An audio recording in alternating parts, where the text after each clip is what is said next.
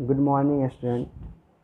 पिछले वीडियो में ये बता चुके हैं कि दो मैग्नेटिक पोल के बीच जो फोर्स लगता है उसका फॉर्मूला क्या होता है। F इक्वल टू μ0/4π m1m2/r², ये फार्मूला होता है। उसी फार्मूला से रिलेटेड हम लोग ये पता कर लेंगे कि यूनिट पोल स्ट्रेंथ किसको बोलेंगे। मतलब यूनिट पोल स्ट्रेंथ को डिफाइन करने का एक और तरीका आ गया कि हमें क्या करना है कि उस दोनों पोल्स के बीच का फोर्स निकालना है, और फोर्स के अकॉर्डिंग हम बता सकते हैं कि मेरा यूनिट पोल स्ट्रेंथ क्या होता है। तो देख लेते हैं सबसे पहले कि यूनिट पोल स्ट्रेंथ क्या है, डिफिनीशन क्या बोलता है उसका। The unit magnetic pole is defined as that pole which repels an identical pole at 1 metre distance with a force of 10⁻⁷ newton. इसका कहना है कि the unit magnetic pole is defined as, unit magnetic pole को कैसे define किया जा सकता है, दैट पोल विच रिपेल्स, कोई ऐसा पोल जो रिपेल करता है, एन आइडेंटिकल पोल, अपने ही जैसे वाले को, एट 1 मीटर डिस्टेंस, जो कि 1 मीटर के डिस्टेंस पे रखा गया है, with a force of 10⁻⁷ Newton.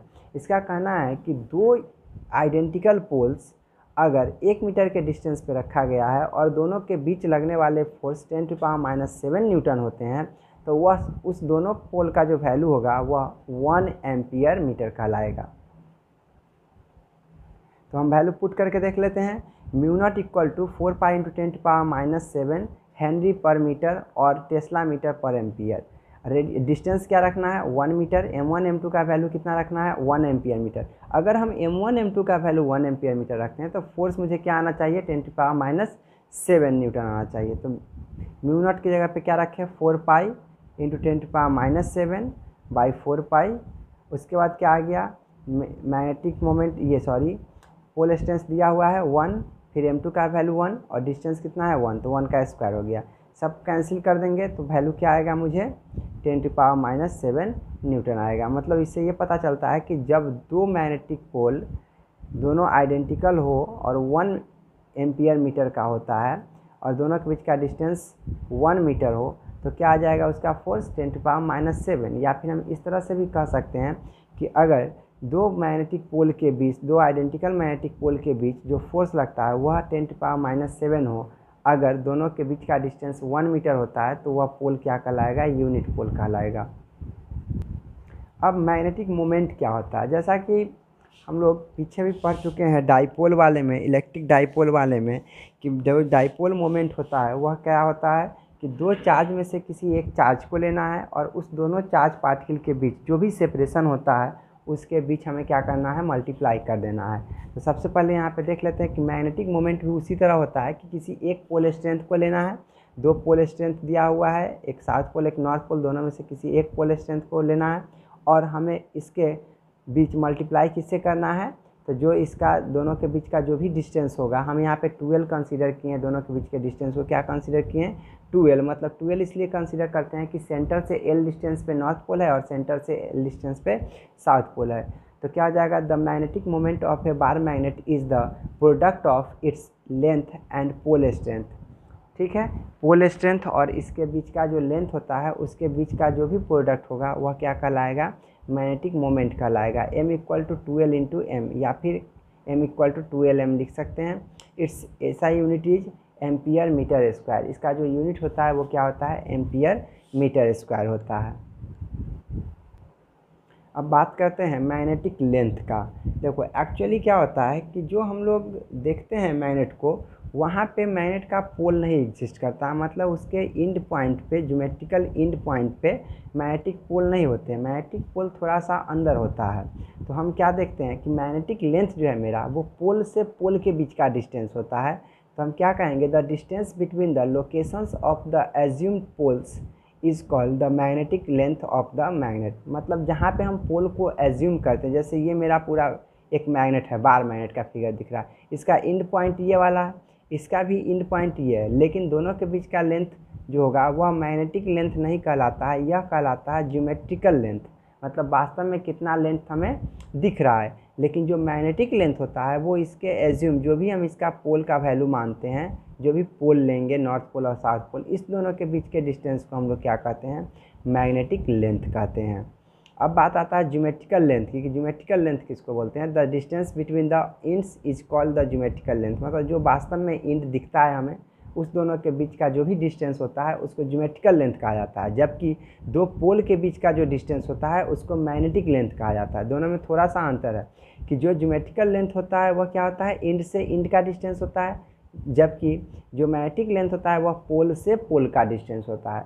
अब अगर पूछा जाए कि इस दोनों में से छोटा कौन होगा, तो ऑब्वियसली मैग्नेटिक लेंथ छोटा होगा, क्योंकि जो पोल है वो थोड़ा सा अंदर होता है। अब ये कितना अंदर होता है, ये अगर हमें रेशियो पता चल जाए तो हम किसी भी मैग्नेट के लिए ये बता सकते हैं कि उसके इंड पॉइंट से कितना अंदर पोल होगा। तो जो मैग्नेटिक लेंथ होता है और जो ज्योमेट्रिकल लेंथ होता है, दोनों के बीच का जो रेशियो है वह अप्रॉक्स 0.84 होता है।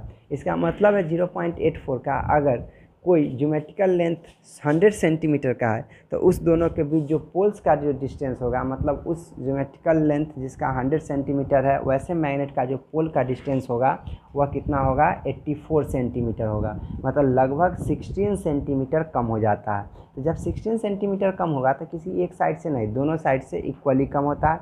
मतलब 8 सेंटीमीटर एक साइड से और दूसरे साइड से भी 8 सेंटीमीटर अंदर होगा। मतलब इस दोनों के बीच का जो डिस्टेंस होगा वो लगभग 84 सेंटीमीटर होता है, जबकि वास्तव में उसका जो ज्योमेट्रिकल लेंथ होगा वो 100 सेंटीमीटर होगा।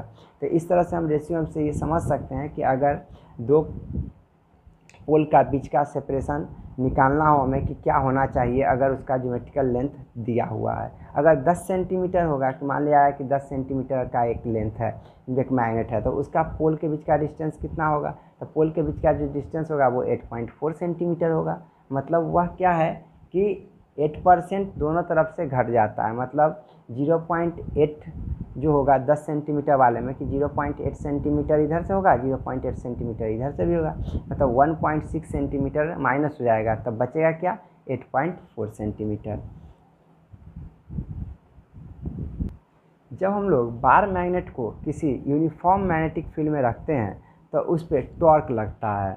तो हम लोग कैसे निकालेंगे कि हाँ किसी बार मैग्नेट पे टॉर्क कितना लग रहा है, या फिर उसका रिजल्टेंट वैल्यू क्या आ रहा है, या फिर किसी एक पोल पे कितना टॉर्क लगता है, दूसरे पोल पे कितना टॉर्क लगता है, उस चीज़ को फाइंड आउट करने का कोशिश कर रहे हैं। तो सबसे पहले हमें ये टॉपिक जान लेना है। एक टॉपिक क्या है, torque on A bar magnet placed in a magnetic field. जब किसी बार मैग्नेट को मैग्नेटिक फील्ड में रखा जाता है तो उस पर जो टॉर्क लगता है उसे हमें निकालना है। तो हम सबसे पहले यहाँ पर मान ली कि एक मैग्नेटिक फील्ड है बी, जो कि लेफ़्ट टू राइट है, और इसमें एक बार मैग्नेट रखा गया है। ये मेरा बार मैग्नेट है जिसका साउथ पोल नीचे है और नॉर्थ पोल ऊपर है। नॉर्थ पोल जो होता है वो पॉजिटिव चार्ज की तरह बिहेव करता है, मतलब इसका जो मैग्नेटिक फोर्स होगा एम बी, वह क्या होगा, बी के एलॉन्ग होगा, मतलब मैग्नेटिक फील्ड के एलॉन्ग होगा। जबकि जो निगेटिव चार्ज जो साउथ पोल पे होगा वो क्या होगा, पीछे की तरफ होगा, मतलब 180 डिग्री पे होगा। तो ये दो तो मुझे मिल गया कि फोर्स कितना है इसका एम बी और इसका फोर्स कितना है एम बी। दोनों पे तो सेम फोर्स लगेगा क्योंकि दोनों का मैग्नेटिक फील्ड सेम है, दोनों का पोल स्ट्रेंथ सेम होता है। तो अब हम निकालते हैं कि इसका लेंथ कितना होगा। तो जब सेंटर से अगर किसी एक पोल का लेंथ L मानते हैं, दूसरे पोल का भी लेंथ L मानते हैं, तो इसका परपेंडिकुलर डिस्टेंस क्या हो जाएगा, अगर थीटा एंगल बना रहा हो उसका एक्सिस, जो मैग्नेटिक एक्सिस है वह अगर मैग्नेटिक फील्ड के साथ थीटा एंगल बनाता है, तो हम लोग ये कह सकते हैं कि L sin थीटा जो होगा वो इसका परपेंडिकुलर डिस्टेंस होगा। उसी तरह इसका भी परपेंडिकुलर डिस्टेंस क्या होगा, L sin थीटा होगा। तो टॉर्क कैसे निकालते हैं, M B L sine theta. मतलब टॉर्क निकालने का तरीका क्या होता है कि फोर्स इंटू परपेंडिकुलर डिस्टेंस। तो फोर्स मुझे मिल गया कि एम बी और परपेंडिकुलर डिस्टेंस क्या है, एल साइन थीटा। तो यह टॉर्क किसके कारण लगा, साउथ पोल के कारण, तो M B L sine theta, और नॉर्थ पोल के कारण क्या लगा, तो M B L sine theta. दोनों का तो सेम ही वैल्यू हुआ और दोनों का रिजल्ट देखो अपोजिट है या एक ही डायरेक्शन में है। तो जब इस पे नॉर्थ पोल पे लगता है तो नॉर्थ पोल किधर जाएगा, नीचे की तरफ खींचेगा, और इस पे जब लगेगा साउथ पोल पे तो साउथ पोल उसको ऊपर की ओर खींचेगा। फाइनली यह क्या करना चाहेगा, इसे रोटेट करना चाहेगा। अगर नॉर्थ पोल यहाँ पे है, अगर ये मान लिए कि मेरा मैग्नेट है, तो इस पे जो फोर्स लग रहा है वो नीचे खींच रहा है, और इस पे जो फोर्स लग रहा है वो ऊपर जा रहा है। मतलब ये फाइनली इस तरह से रोटेट करना चाहेगा। तो दोनों मिल करके एक इफेक्टिव रिजल्ट दे रहा है, ना कि एक दूसरे को कैंसिल कर रहा है। इसलिए जब हम टॉर्क रिजल्टेंट निकालते हैं तो जो साउथ पोल के कारण जो साउथ पोल के कारण टॉर्क जनरेट हुआ होगा और जो नॉर्थ पोल के कारण टॉर्क जनरेट हुआ होगा, हम दोनों को क्या करेंगे, ऐड कर देंगे। तो यहाँ पे टॉर्क रिजल्टेंट लिख लेते हैं। तो क्या हो जाएगा, M B L sine theta south pole के कारण और M B L sine theta north pole के कारण, दोनों के कारण क्या है, एक ही टाइप का है। तो हम यहाँ पे लिख सकते हैं कि 2 MBL साइन थीटा। अगर हम यहाँ पे ठीक से देखें तो 2LM यह मेरा क्या कहलाता है, मैग्नेटिक मोमेंट कहलाता है। तो इसमें से 2LM को अगर निकाल लेते हैं तो बचता है B साइन थीटा। तो 2LM जो होगा वो मैग्नेटिक मोमेंट हो गया और B हो गया, जो B बच गया था और साइन थीटा बच गया था। जब हम दो चीज़ों के बीच का AB साइन थीटा देखते हैं तो ये एक्चुअली क्या है, A क्रॉस B दिया रहता है। तो हम MB साइन थीटा को क्या लिख सकते हैं, M क्रॉस B भी लिख सकते हैं। इसलिए जब टॉर्क को हम लोग वेक्टर फॉर्म में लिखेंगे तो क्या लिखेंगे, M क्रॉस B लिखेंगे। अब अगर इसी टॉर्क की बात किया जाए कि इस टॉर्क के कारण क्या वर्क डन हुआ होगा या फिर उस बार मैग्नेट में कितना पोटेंशियल एनर्जी स्टोर किया गया होगा, तो हम यहाँ पे देख लेते हैं कि अगर इस थीटा को थोड़ा सा चेंज किया जाए, थोड़ा सा थीटा से थीटा प्लस डी थीटा पे ले जाया जाता है, तो वैसे टाइम में क्या होगा, कुछ ना कुछ वर्क डन किया गया होगा, एक एक्सटर्नल एजेंट के द्वारा एक वर्क किया गया होगा ताकि इसका एंगल चेंज हो जाए। तो वही वर्क डन जो होता है वो पोटेंशियल एनर्जी की तरह स्टोर हो जाता है उस बार मैग्नेट में। तो हम इसको भी देख लेते हैं। तो the work done by the agent in changing an angle from theta to theta plus D theta, मतलब चेंज तो सिर्फ डी थीटा हुआ है, is D W equal to M B sine theta dot D theta. Actually क्या है M B sine theta, M B sine theta जो आया है ये magnetic moment B magnetic field और sine theta angle between magnetic moment and magnetic field दिया हुआ है। ये टॉर्क इंटू डी थीटा दिया गया है। जब टॉर्क के केस में हम वर्क डन निकालते हैं तो टॉर्क जो है वो टर्निंग इफेक्ट देता है कि कितना किसी चीज़ को रोटेट कर सकता है, तो उसके साथ जो चेंज आता है वो थीटा का आता है, इसलिए टॉर्क इंटू क्या होता है, थीटा होता है। जबकि हम नॉर्मली फोर्स के साथ जब वर्क डन निकालते हैं तो फोर्स इंटू डिस्प्लेसमेंट लेते हैं, यहाँ पे क्या लेंगे, थीटा लेंगे। तो क्या आ जाएगा मेरा D W equal to M B sine theta into D theta. तो थीटा का वैल्यू थीटा नॉट से लेकर के थीटा तक हमें क्या करना है, इंटीग्रेट करना है। तो क्या हो जाएगा, M B sine theta into D theta, जिसमें से एम बी क्या है, कांस्टेंट है। तो जब एम बी कांस्टेंट है तो सिर्फ मेरे पास क्या बचा, साइन थीटा डी थीटा का इंटीग्रेशन बचा, जबकि साइन थीटा का इंटीग्रेशन क्या होता है, माइनस कॉस थीटा होता है। तो हम फाइनली लिख सकते हैं डब्ल्यू बराबर theta nought to theta M B sine theta D theta का वैल्यू क्या हो जाएगा, M B minus of cos theta, ये साइन थीटा का इंटीग्रेशन है, माइनस ऑफ कॉस थीटा, जो कि थीटा नॉट से थीटा तक के हमें लिमिट को पुट करना है, मतलब ये डिफिनिट इंटीग्रल है। तो हम यहाँ पे क्या करेंगे, सबसे पहले अपर लिमिट को पुट करते हैं फिर लोअर लिमिट को पुट करते हैं, लेकिन माइनस होने के कारण जो लोअर लिमिट था वो प्लस में कन्वर्ट हो गया। जैसे देख लो एम बी माइनस रखे हैं, माइनस है, कॉस थीटा तो पहले कॉस थीटा, फिर minus minus plus cos theta not. तो हम क्या करेंगे, जो प्लस वाला है उसको पहले लिख लेंगे और जो माइनस वाला है उसको बाद में लिखेंगे। तो क्या लिखा जाएगा, M B cos theta nought minus cos theta. तो हम क्या लिखें, M B cos theta nought minus cos theta. तो क्या हो जाएगा, this work is stored as the potential energy of the field magnet system. मतलब जो भी हम लोग फील्ड मैग्नेट सिस्टम को लिए हैं, जो हम बार मैग्नेट को रखे हैं मैग्नेटिक फील्ड में, उसमें ये जो वर्क डन किया गया उस मैग्नेट पे, वह वर्क डन उसमें पोटेंशियल एनर्जी के तौर पे स्टोर हो जाता है। तो W जो पोटेंशियल एनर्जी होगा वह मेरा क्या हो जाएगा, M B cos theta nought minus cos theta, यह चेंज इन पोटेंशियल एनर्जी हो जाएगा। मतलब पहले से अगर कुछ एनर्जी रहा होगा थीटा पे तो फिर माइनस करके थीटा नॉट लिख सकते हैं। If we take the potential energy at theta nought equal to 90 degree, अगर हम मान लेते हैं कि मेरा जो बेस था, मेरा जो ओरिजिन था एंगल का, वह theta nought equal to 90 degree था, टू वी जीरो, अगर थीटा 90 डिग्री रखा जाएगा तो क्या हो जाएगा, वैसे केस में कॉस थीटा का तो वैल्यू 90 पे जीरो होता है, कॉस 90 इक्वल टू जीरो हो जाएगा, तो वहाँ का पोटेंशियल एनर्जी क्या होगा, जीरो हो गया। तो जैसे ही थीटा नॉट की जगह पे जीरो पुट करेंगे तो मुझे क्या मिल जाएगा, जिस पॉइंट पे जिस ओरिएंटेशन पे हमें निकालना होगा वो मेरा क्या है, थीटा है।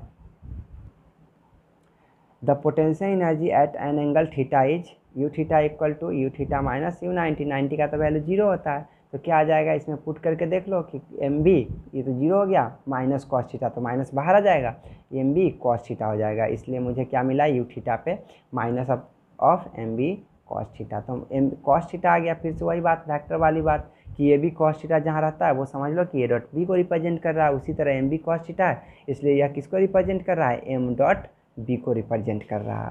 ठीक, इसका एसआई यूनिट क्या होता है, तो its SI unit is also joule per tesla. अब हम लोग निकालते हैं magnetic field due to a bar magnet. Bar magnet के कारण मैग्नेटिक फील्ड क्या होगा, तो यहाँ पे दो कंडीशन लेंगे, एक इंडॉन पोजीशन पे और दूसरा परपेंडिकुलर बाइसेक्टर पे या फिर ब्रॉड साइड ऑन पोजीशन पे। तो यहाँ पे क्या हो जाएगा, इंडॉन पोजीशन पे लिया गया है। इंडॉन पोजीशन क्या होता है, जो मैग्नेटिक एक्सिस होता है, जो मैग्नेटिक नॉर्थ पोल और साउथ पोल को मिलाने वाले लाइन होते हैं, उसी के अलॉन्ग में हमें कहीं भी मैग्नेटिक फील्ड निकालना है। हम सबसे पहले मान लिए कि मेरा एक पॉइंट P है जो कि मैग्नेट के सेंटर से d डिस्टेंस पे रखा हुआ नहीं है, माना गया है, और इस पॉइंट पे हमें क्या करना है, मैग्नेटिक फील्ड निकालना है, रिजल्टेंट मैग्नेटिक फील्ड। क्यों, क्योंकि जो नॉर्थ पोल होगा ये भी इस पे मैग्नेटिक फील्ड लगाएगा और साउथ पोल जो होगा वो भी मैग्नेटिक फील्ड लगाएगा। नॉर्थ पोल के कारण मैग्नेटिक फील्ड जो होगा वो बाहर की तरफ होगा, जबकि साउथ पोल जो होता है वो अट्रैक्ट करता है अपनी तरफ। तो यहाँ पे क्या हो जाएगा, मैग्नेटिक फील्ड का जो डायरेक्शन होता है वो अंदर की तरफ होता है।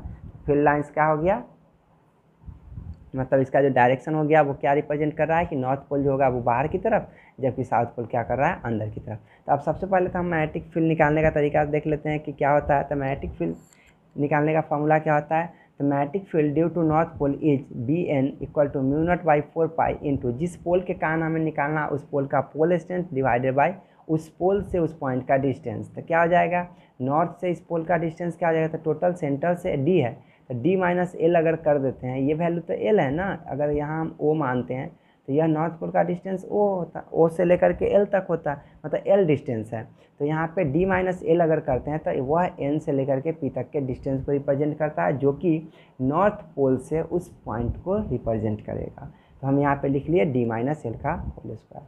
इसका डायरेक्शन क्या होगा, तो अवे फ्रॉम द मैग्नेट होगा, मतलब जहाँ पे मैग्नेट है उससे दूर होगा। तो ये दिखा रहा है कि पॉइंट से बाहर की तरफ है। दूसरा, magnetic field due to south pole, अगर हम साउथ पोल के कारण निकालते हैं तो बिल्कुल सेम चीज़ है, बस हमें डिस्टेंस को ख्याल रखना है कि डिस्टेंस क्या होता है साउथ पोल से। तो टोटल डिस्टेंस सेंटर से D है, अब प्लस इसमें L डिस्टेंस और एक्स्ट्रा बढ़ेगा क्योंकि ये भी L डिस्टेंस पे होता है, तो D प्लस L का स्क्वायर रखना पड़ेगा, मतलब BS इक्वल टू क्या हो गया, μ0/4π इंटू M/D प्लस L का होल स्क्वायर। इसमें क्या हो गया, इसका डायरेक्शन टुवार्ड्स द मैग्नेट, मतलब ये मैग्नेट की तरफ हो गया, जबकि नॉर्थ पोल के कारण मैग्नेट से बाहर की तरफ हो गया। तो जो रिजल्टेंट होगा वो मेरा क्या होगा,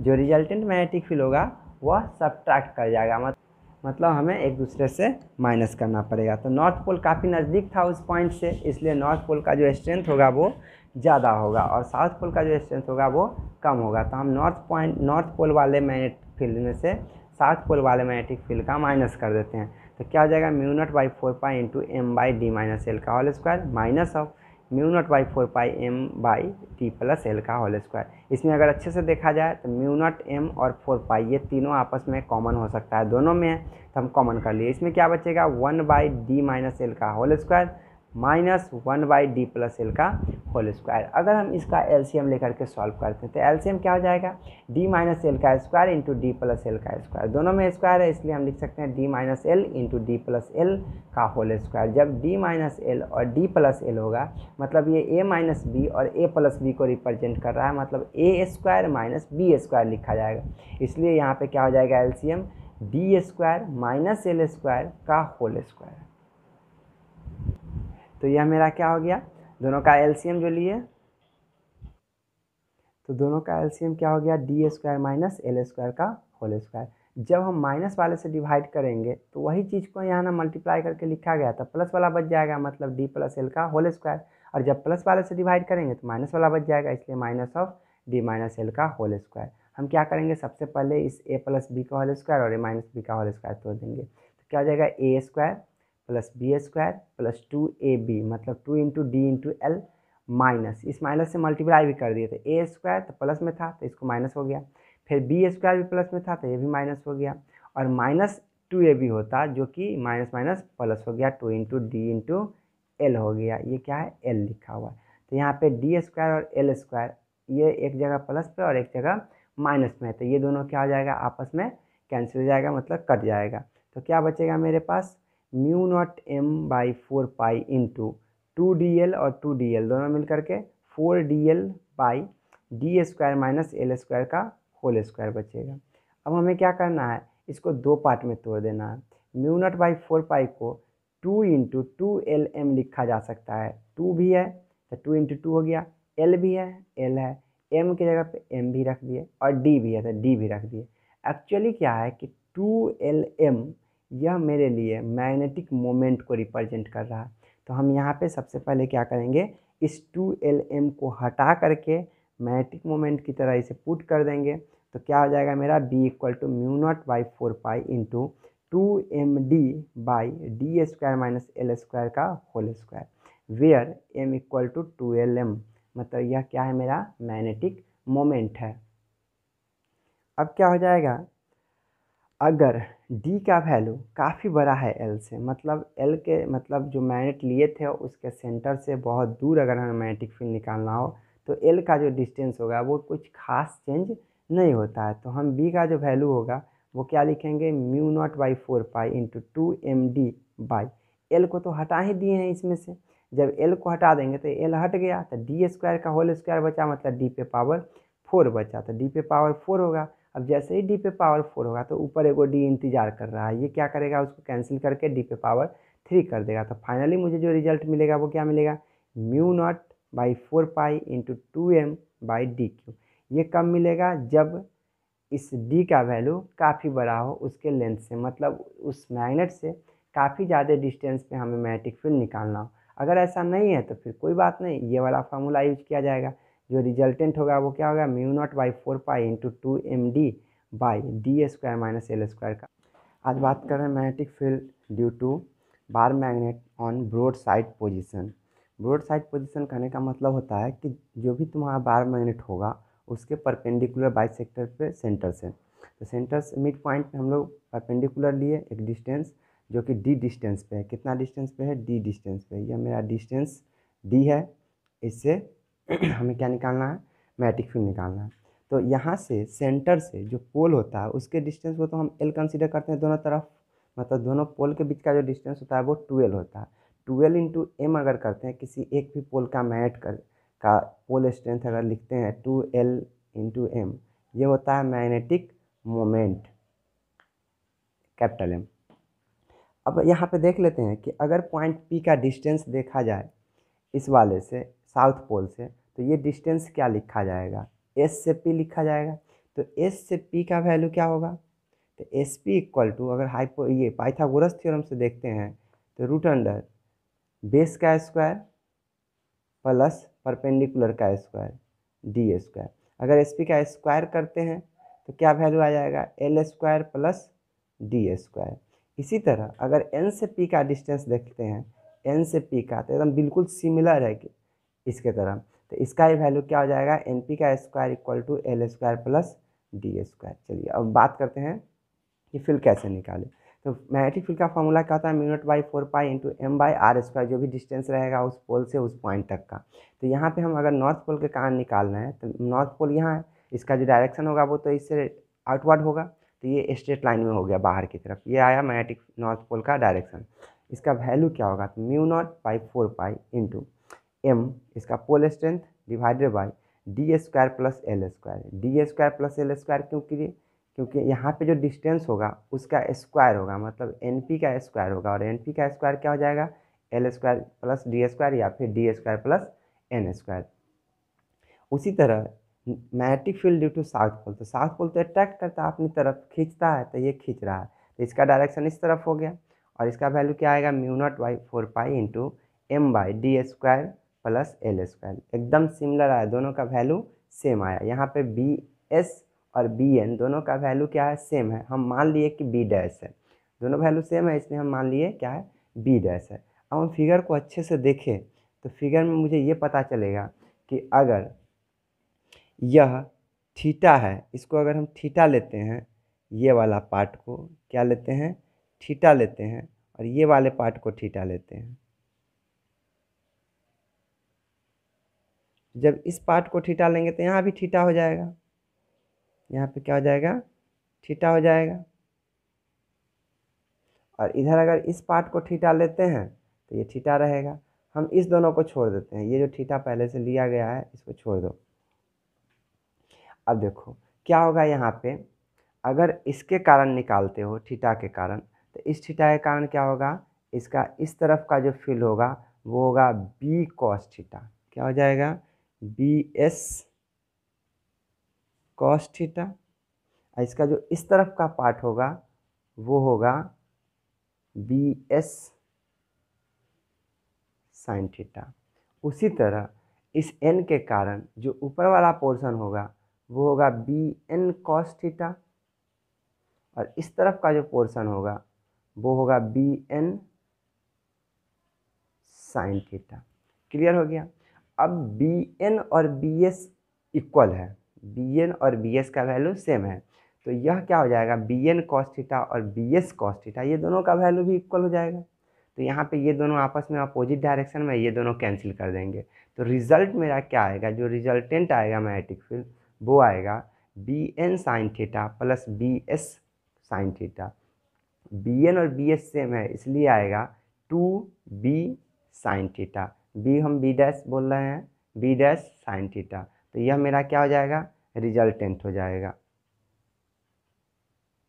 तो क्या लिखेंगे resultant, B R equal to 2b dash sine theta लिखेंगे। बी डैश तो दोनों का सेम है इसलिए 2 into mu nought by 4 pi into M by D square plus L square into sine theta. तो साइन थीटा के लिए क्या हो जाएगा, परपेंडिकुलर बाई हाइपोटेनस। तो इसके थीटा के सामने अगर तुम देखते हो तो यह परपेंडिकुलर होता है। एक बार फिर से देख लो फिगर, यह थीटा है, इसके सामने का अगर देखते हो तो यह परपेंडिकुलर, यह हाइपोटेनस।